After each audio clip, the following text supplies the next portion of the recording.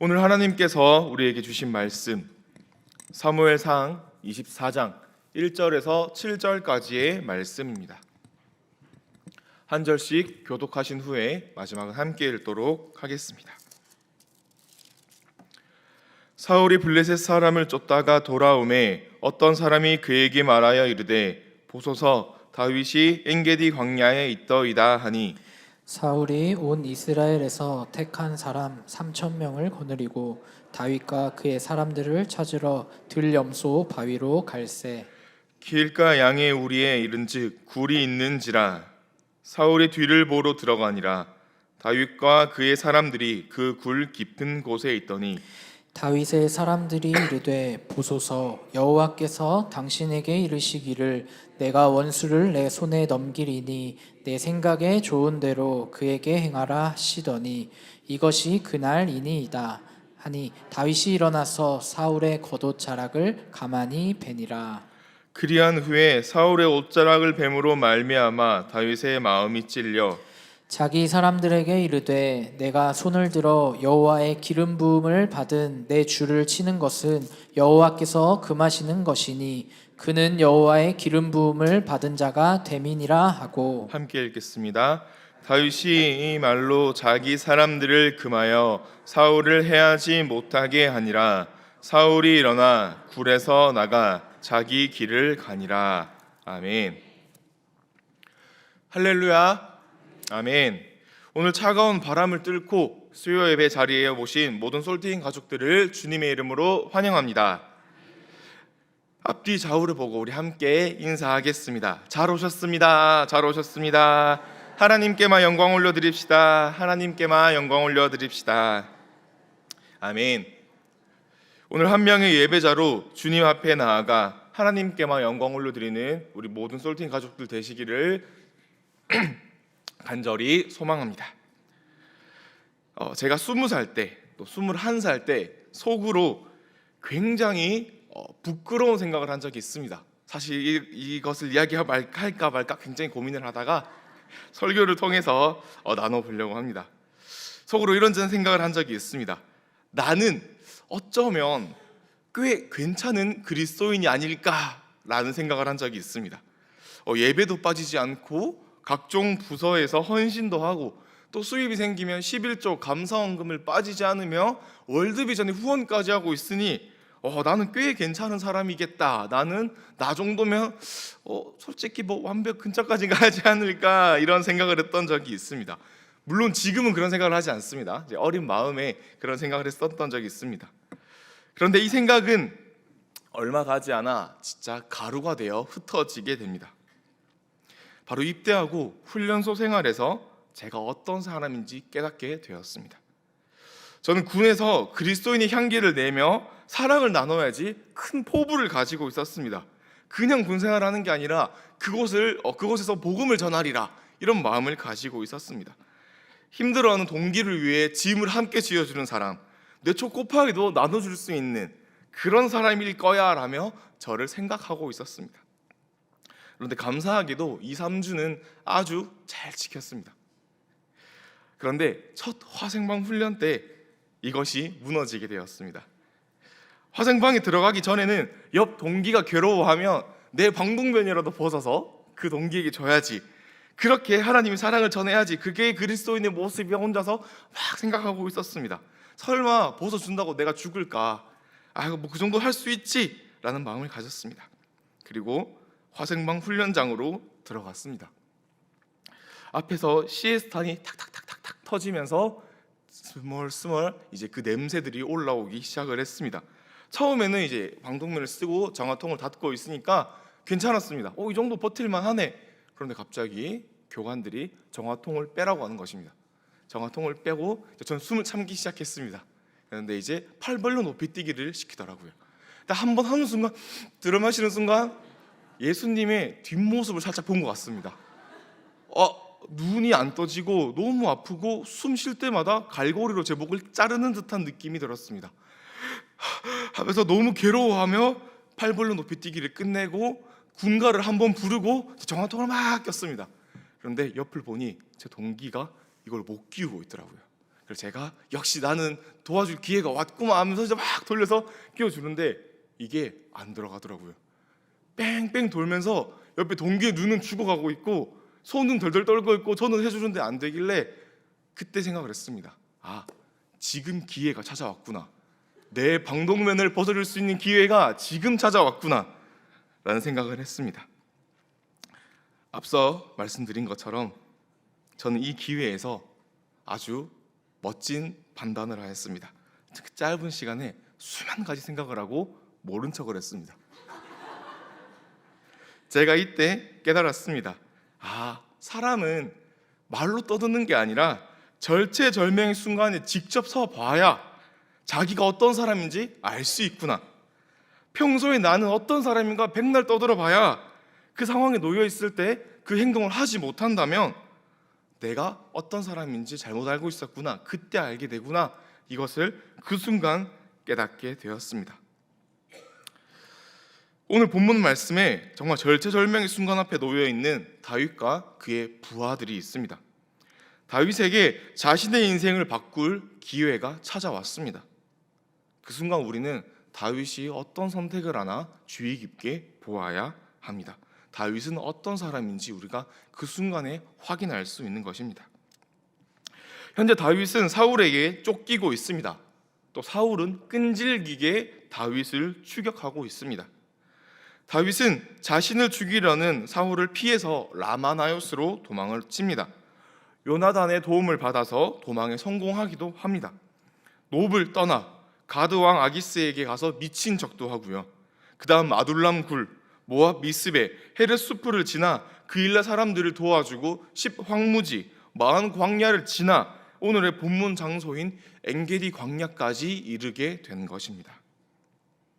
사실 지금 제가 한 문장 또는 두 문장으로 짧게 이야기해서 그렇지 이 도망의 길은 정말 고난의 연속이었습니다. 다윗은 생명을 걸고 매일매일 잠 한숨 편히 못 자며 계속 도망치는 피신 생활을 했던 것입니다. 우리가 어떤 잘못을 하였다고 해서 우리를 서울부터 남양주, 양평, 포천, 가평까지 나를 죽이러 쫓아오는 사람은 없을 것입니다. 사실 우리 주변에 단 한 명만 나를 미워한다고 한 사실을 알게 된다면 우리는 밤에 잠을 잘 못 잡니다. 저 사람이 왜 나를 미워하지? 내가 뭘 잘못했지? 우리는 밥을 먹어도 소화가 잘 되지 않고요. 밤에 잠도 잘 오지 않고 아침에 다크서클이 가득한 채로 아침을 맞이하게 됩니다. 내 생각대로 하루를 살아갈 수 없는 환경에 놓여지게 되는 것입니다. 그런데 지금 다윗은 목숨을 위협받고 있는 상황입니다. 심지어 그 당사자가 한 나라의 왕입니다. 이 스트레스와 압박은 우리가 다 말로 표현할 수 없을 것입니다. 그 다윗이 지금 엔게디 광야에 숨어 있습니다. 1절을 우리 함께 읽어보도록 하겠습니다. 시작.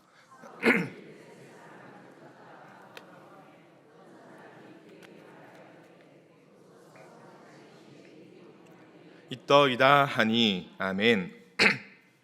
사울은 블레셋 군대를 쫓다가 지금 돌아왔습니다. 그때 엔게디 광야에 다윗이 숨어 있습니다 라는 이야기를 듣게 되었습니다. 그러자 군사 3,000명을 이끌고 쉬지도 않고 엔게디 광야로 출발합니다. 이 3,000명은 지금 사울이 뽑은 최고의 용사이며 용병이며 자신이 데려올 수 있는 최대한의 군사였습니다. 이 군사들로 다윗을 죽이리라 이 하나의 목적을 가지고 길을 떠났습니다. 정말 지독하게 악한 사람입니다. 방금까지 전쟁으로 힘들어하는 모두가 힘들고 지친 상황에도 불구하고 다윗을 죽이겠다는 생각만으로 다시 한번 길을 떠난 것입니다. 자신의 부하, 백성, 심지어 자신의 사위였던 다윗을 죽이기 위해 군인을 동원하고 강행군을 펼친 것입니다. 다윗이 숨어있는 엔게디의 게디는 동물을 뜻하는 말입니다. 어린 들염소의 새끼라는 말을 가지고 있는 게 바로 게디입니다. 산 중턱에 샘이 하나 있는데 이곳에 게디들이 많이 와서 물을 마셨다고 합니다. 그래서 그 주변을 엔게디라고 부르게 되었습니다. 이곳엔 바위가 많고 높은 절벽들이 있어서 이 엔게디들, 들염소들이 천적들로부터 생명을 지킬 수 있었습니다. 여기로 사울과 그의 군대가 다윗을 죽이러 찾아왔습니다. 우리 3절을 함께 읽어보도록 하겠습니다. 3절입니다. 시작. 굴이 있는지라 사울이 뒤를 보러 들어가니라. 다윗과 그의 사람들이 그 굴 깊은 곳에 있더니. 아멘. 이곳 절벽 근처에는 굴이 굉장히 많았습니다. 지금도 베두인들은 양과 염소를 이 근처에서 돌보는데 비를 피할 때나 야영을 할 때 이 굴에 염소와 양을 집어넣고 울타리를 쳐서 많은 천적들에게 보호를 한다고 합니다. 여기 있는 많은 글 중에 하나에 사울이 대변을 보기 위해서 급하게 들어갔습니다. 우리가 밝은 곳에 있다가 어두운 곳으로 가면 앞이 잘 보이지 않습니다. 밝은 곳은 빛이 많기 때문에 동공이 작아진 상태로 우리가 앞을 보고 있습니다. 빛을 조금만 받아들이기 위함이죠. 그 상태로 어두운 곳에 들어가면 눈이 빛을 너무 조금만 받아들이기 때문에 앞이 거의 안 보이지 않습니다. 어두운 곳에 몇 분이 있어야, 시간이 지나야 서서히 동공이 열리면서 우리가 적응해서 앞을 보게 됩니다. 엔게디 광야, 그곳의 햇빛이 얼마나 뜨겁고 밝았을까요? 사울이 밝은 곳에 있다가 어두운 굴로 급하게 들어갔습니다. 어쩌면 자신에게는 3,000명의 군사가 있으니까 방심하고 안일한 마음으로 들어갔을 것입니다. 그런데 그 굴이 하필 다윗이 숨어있던 굴이었습니다. 다윗은 그곳에서 계속 숨어 있었기에 어두움에 완전 익숙해진 상태로 사울을 맞이할 수 있었습니다. 서론에서 말씀드린 것처럼 다윗에게 완벽한 기회가 찾아왔습니다. 지금까지 어떤 고생을 하였습니까? 정말 사울 한 명 때문에 자신의 인생에서 한 번도 겪어보지 못한 도피 생활, 그 원수 같은 가드왕 앞에서도 미친 척을 하였습니다. 그렇게 도망다니며 잠 한 번도 편하게 잔 적이 없는 다윗이었습니다. 그 다윗에게 기가 막힌 찬스가 펼쳐졌습니다. 지금 여기서 아무도 모르게 다윗을 조용히 처리할 수 있었습니다. 그럼 그 순간 도피 생활은 끝이 나는 것입니다. 따뜻하고 포근한 집으로 돌아갈 수 있습니다. 심지어 옆에서 다윗의 부하들은 다윗을 부추기고 있습니다. 지금입니다. 여호와께서 원수를 넘긴다고 하지 않으셨습니까? 완벽한 타이밍입니다. 지금 죽이셔야 합니다. 우리의 용사여, 우리의 다윗이여, 죽이셔야 합니다. 다윗은 조용히 일어나 사울의 뒤로 걸어갔습니다. 그리고 칼을 빼들어 사울의 목이 아니라 옷자락을 베어버립니다. 겉옷자락을 벤다는 것은 큰 의미가 있는 행동입니다. 민수기 15장 38절 39절을 제가 읽어드리도록 하겠습니다. 이스라엘 자손에게 명령하여 대대로 그들의 옷단 귀에 술을 만들고 청색끈을 그 귀에 술에 더하라. 이 술은 너희가 보고 여호와의 모든 계명을 기억하여 준행하고 너희를 방종하게 하는 자신의 마음과 눈의 욕심을 따라 음행하지 않게 하기 위함이라. 아멘. 다윗이 자른 옷 부분은 하나님의 모든 계명을 기억하고 준행해야 된다, 그런 뜻을 가지고 있는 옷이었습니다. 그 옷의 부분을 다윗이 잘랐던 것입니다. 그런데 그걸 자름으로 인해서 사울은 더 이상 율법과 말씀을 따르지 않는 사람이다 라는 것이 상징적으로 표현되었습니다. 또 겉옷은 그들의 권력의 의미를 가진 옷이었습니다. 사무엘 15장 27절과 28절에는 이렇게 기록되어 있습니다. 사무엘이 가려고 돌아설 때에 사울이 그의 겉옷자락을 붙잡음에 찢어진지라. 사무엘이 그에게 이르되 여호와께서 오늘 이스라엘 나라를 왕에게 떼어 왕보다 나은 왕에게 이웃에게 주셨나이다. 아멘. 즉 사무엘은 찢어진 겉옷을 주었다라고 하였습니다. 그것은 옷을 준 것이 아니라 나라를 주었다라고 사무엘은 표현하고 있습니다. 다시 말해서 겉옷을 자름으로 인해서 사울의 왕권이 다윗에게로 넘어갔다는 의미를 가지게 되었습니다. 다윗이 사울의 왕권을 무효화시켜버린 것입니다. 다윗은 나름대로 살인보다 나은 옷자락을 배웠지만 무서워졌습니다. 5절과 6절의 말씀을 우리 함께 읽어보도록 하겠습니다. 시작.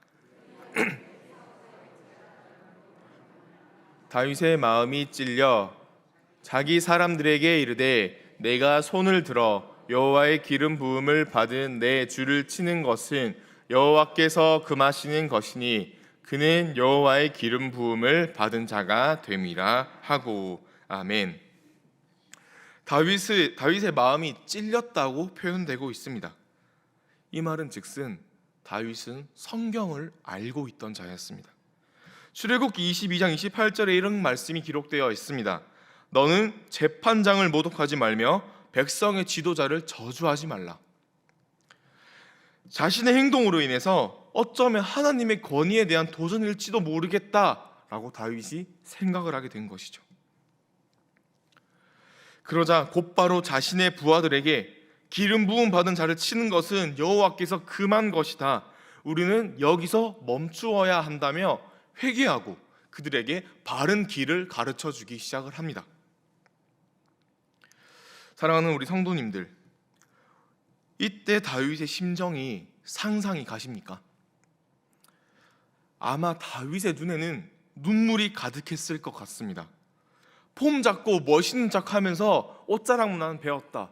얘는 하나님이 세운 사람이니까 죽이면 안 돼. 멋있는 척하면서 부하들을 가르치는 모습이 아닐 것 같습니다.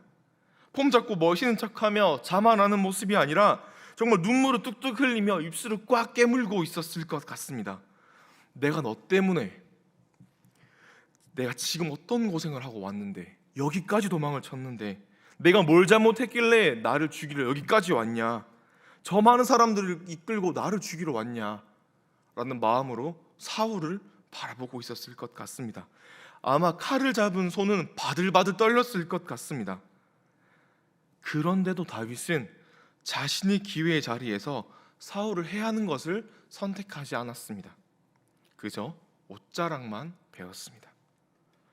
심지어 옷자락을 베고도 하나님의 뜻을 거슬렀을까 봐 무서워하였습니다. 바로 회개하는 모습을 보였습니다. 다윗은 그런 사람이었습니다.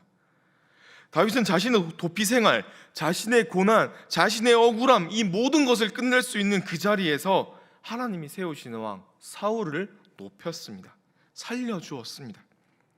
심지어 그 자리에서 말씀을 떠올려 회개까지 하였습니다.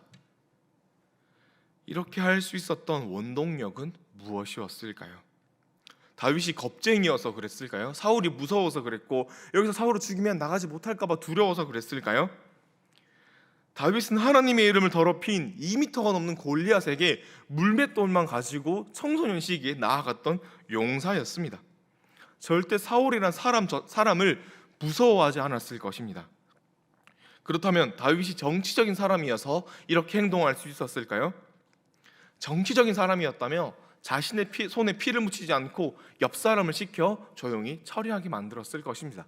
그러면 명분도 살고 자신이 이 상황에서 타파할 수 있었기 때문입니다. 그런데 다윗은 주님께 붙들린 자였기 때문에, 주님께 속한 자였기 때문에 옷자락만 벨 수 있었습니다. 다윗은 언제나 주님을 찬양하고 주의 사랑을 노래하던 자였기 때문에 사무엘을 통해 기름 부음을 받은 후에도 일상생활 속에서도 돌아가 양을 치며 하나님을 노래하였기 때문에 그는 도피 생활 중에서 곳곳에서 결정적인 순간순간에 하나님의 뜻을 여쭈어 보고 하나님께 기도하며 하나님께 속한 사람으로 살아갈 수 있었습니다. 사무엘상 23장 2절을 살펴보면 다윗은 그 순간에도 여호와께 뜻을 여쭙고 있습니다. 자신의 도피 생활 가장 힘든 그 순간에도 하나님께 뜻을 여쭤보며 살아가고 있습니다. 이런 하루하루를 살아가니까 다윗은 사울을 해하지 않고 주의 뜻을 바라보고 행동할 수 있었던 것입니다. 우리 사랑하는 성도님들, 우리도 다윗처럼 정말 절체절명의 순간에, 가장 중요하고 멋진 순간에 하나님의 자녀다운 선택을 하고 싶지 않으십니까? 그렇다면 성도님들은 평소에 어떤 하루를 보내고 계신지 되짚어 보아야 합니다. 우리가 매일 하나님과 보내는 그 시간들이 쌓여서 주의 자녀, 주의 제자로 만들어져 가는 것입니다. 그리고 그렇게 살아갈 때에 다윗과 같은 중요한 시간에 그 시간을 우리가 폭발시킬 수 있는 것입니다. 하나님의 선택을 할 수 있는 것입니다. 학교에서 학생들에게 또는 학원에서 또는 많은 강사들이 학생들에게 이런 말을 합니다. 오늘 해야 하는 공부의 분량을 놓치면 너희들 내일 2배로 해야 돼. 그래야 맞춰갈 수 있어 라는 이야기를 합니다. 그런데 이 이야기는 우리에게도 적용되는 이야기입니다.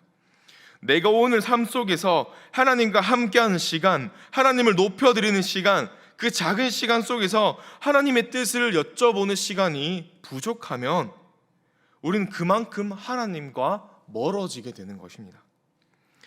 그러면 언젠가 우리에게 기회가 찾아왔을 때 우리는 말씀 따라 하나님의 뜻을 따라 선택을 하는 것이 굉장히 어려워지게 됩니다. 우리가 오늘의 삶을 지키시기를 바랍니다. 하나님과 오늘 하루를 함께하여 정말 우리에게 기회가 왔을 때 멋지게 주의 선택을 할 수 있는 세상의 소금 염산교회가 되기를 부탁드립니다. 우리 사랑하는 솔팀 가족 여러분, 하나님은 반드시 기회를 주십니다. 말씀대로 할 것인지 우리의 욕망대로 선택을 할 것인지 우리가 선택을 해야 하는 그 시간을 반드시 주십니다.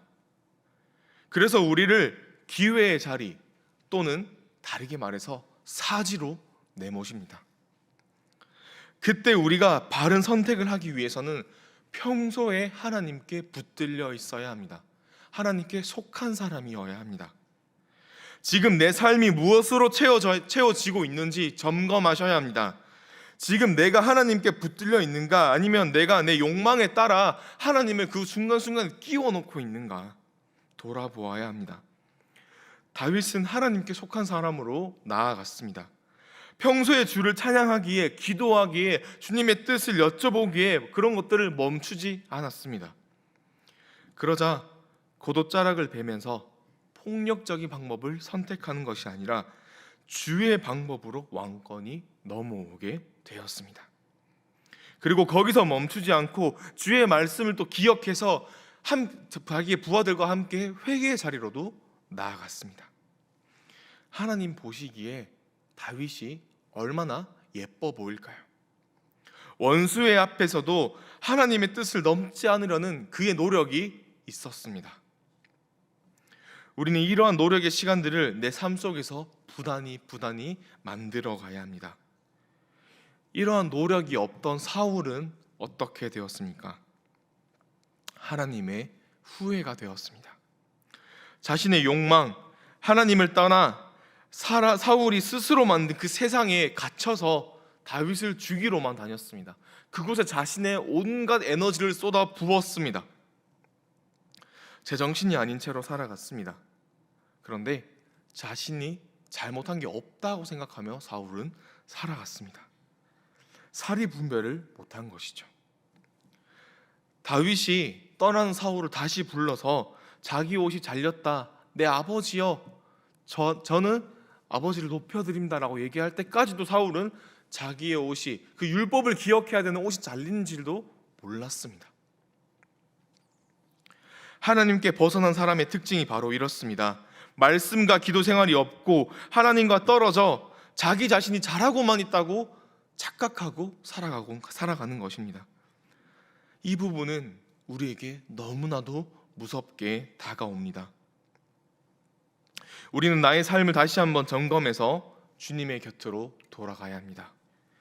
하나님이 주신 나의 기회의 자리에서 나는 사울의 목이 아니라, 원수의 목이 아니라 겉옷자락을 벨 수 있는가? 그럼 후에는 하나님께서 세워주실 것입니다. 하나님의 방법으로 우리를 회복시켜 주실 것입니다. 우리는 겉옷자락을 벤 후에도 다윗처럼 혹여 내가 하나님 앞에 범죄하지 않았을까, 내가 한 걸음을 더 가지 않았을까, 하나님의 뜻을 여쭈며 살아가야 합니다. 그때 우리 세상의 소금 염산교회는 하나님의 마음에 합한 자로 승리할 것입니다. 우리 이 말씀을 기억하며 함께 기도하도록 하겠습니다.